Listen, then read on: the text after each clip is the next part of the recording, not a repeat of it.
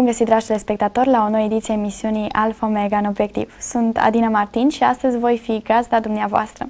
Emisiunea de astăzi vrem să fie una cu totul și cu totul deosebită, pentru că vom asista la mărturia unei tragedii transformate în triumf.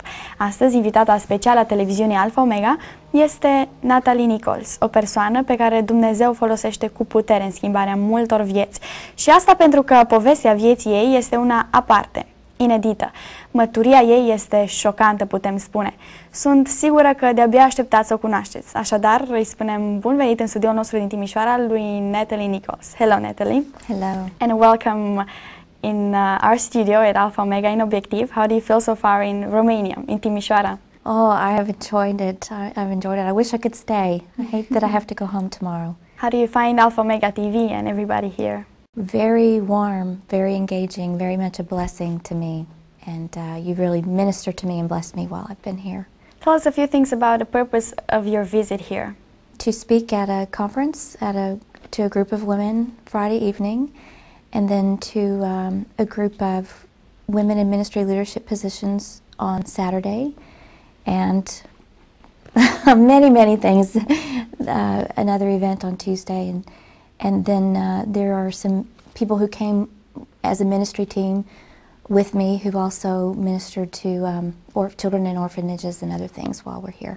Before we start our discussion and everything, our viewers will have the chance to watch a short presentation of your testimony so they can understand better your life and how God showed His power into your life. So we will watch this short presentation. Dragi telespectatori, haideți să vedem scurtul filmuleț despre viața lui Natalie Nichols. This is Natalie Grace Nichols at age 20. Healthy, active, full of life and a committed Christian. With a passion for God and a desire to be used by Him, Natalie began ministering as a teenager. She entered college at age 16, years ahead of her peers.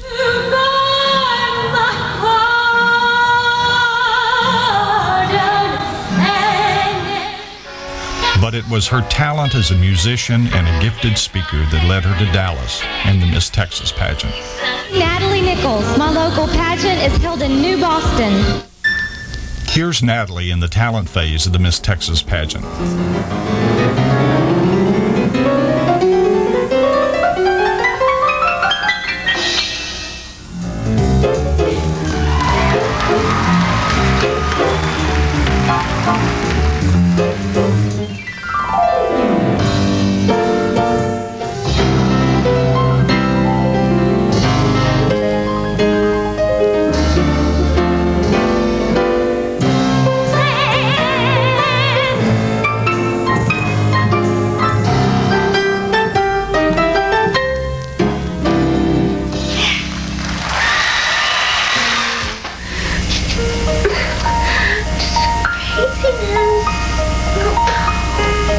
This is Natalie 5 years later.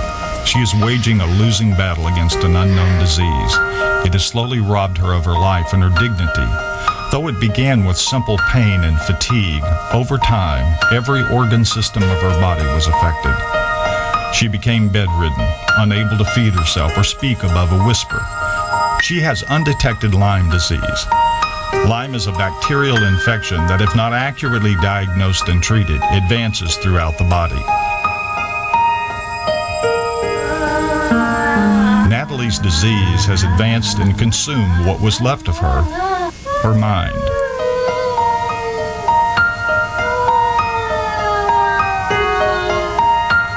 Though finally diagnosed, it seemed for the next 3 years that the disease would win. Through those 3 years, Natalie waited as God kept and cared for her in the hollow of His hand. Then at His appointed time, as He had promised, God began restoring her slowly, steadily, and surely. Only the grace of God has sustained Natalie. His grace and His written word have assured her that He loves her, that He and He alone is in control, and that all things work together for the good of them that love Him. We are back in our studio. Your story is amazing, and I'm sure that now everybody wants to find more things about it and about you. And let's start with the beginning. Back to when you were 20. How was life for you then? How was your youth? Very good. very good, what I would have termed as very successful. What I had set my mind to, what goals I had always achieved. And I felt like they were God-given goals, God-inspired goals. But at that, I enjoyed them very, very much. I had studied high school at home as I traveled so that I could travel in ministry. In America, you couldn't miss school very much in public education. So as I did that, I realized I could start college very soon. I finished high school in 2 years, got my driver's license at 16 when I turned 16 in December, started college at the university the following January, and everything just kept rolling perfectly. I transferred to a very large university called Baylor University, who happens to never win football games, but anyway, they're very well known. And that's where I was. I was a senior music education major when I was 20 at Baylor University, very good grades. I had scholarships for master's and doctorate degrees, and God had blessed me very much. And I had had several friends who had sort of convinced me that if I would enter the Miss Texas pageant, I would enjoy it, and they were very right, so right. It was a lot of fun.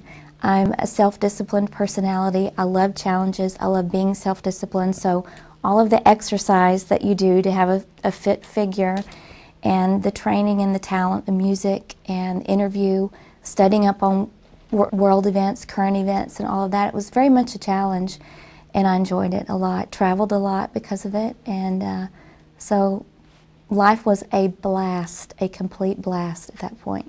When was the moment when your life took a turn, so to say that, when something happened? It was 6 weeks after the Miss Texas pageant. Actually, in that pageant, I was ill. Looking back, I already had the disease then, in that bright, happy time. I'd had some symptoms occur, but I pushed them aside and went on. But 6 weeks after the pageant, they became sort of invasive in my life. I began to have really severe arm pain, so that I really couldn't play the piano. My piano professor was very worried about me doing damage, and she sent me to a hand specialist, and he said, oh, it's just tendonitis, inflammation in the tendons. Rest your arm and you'll be fine. So we made plans. All of my work my senior year there at Baylor, I didn't write anything down. I took all notes with a tape recorder. My professors let me take my tests orally, and we all preserved my arms. And yet, a year later, it was exactly the same. It was no better. It was clear that that was not the problem, but we didn't know what it was. And furthermore, I was beginning to have symptoms throughout my body of fatigue and being tired and kind of having a foggy brain. And so I began to get concerned, because this was the first time in my life that things weren't going according to plan, step by step. When did you find out what was wrong with you? What was your disease? Many, many years later. Let's see, at this point, it would have been 5 years later. And in the meantime, my disease kept progressing. After that year of resting my arm, I had to withdraw from college. I just was one semester away from graduating. And I had to withdraw. Doctors thought this would help, and it didn't help. And then another year after that, I had to get a wheelchair for the first time. So I was confined to bed, carried around the house, to be bathed and transported and fed. And I went through 20 misdiagnoses total. I saw over 60 physicians just trying to get the right diagnosis. And I went through multiple sclerosis, lupus, all kinds of diseases. And in the process, I spent a couple of years confined to bed. If I ever left the house, which was only to go to a doctor, I was in a wheelchair.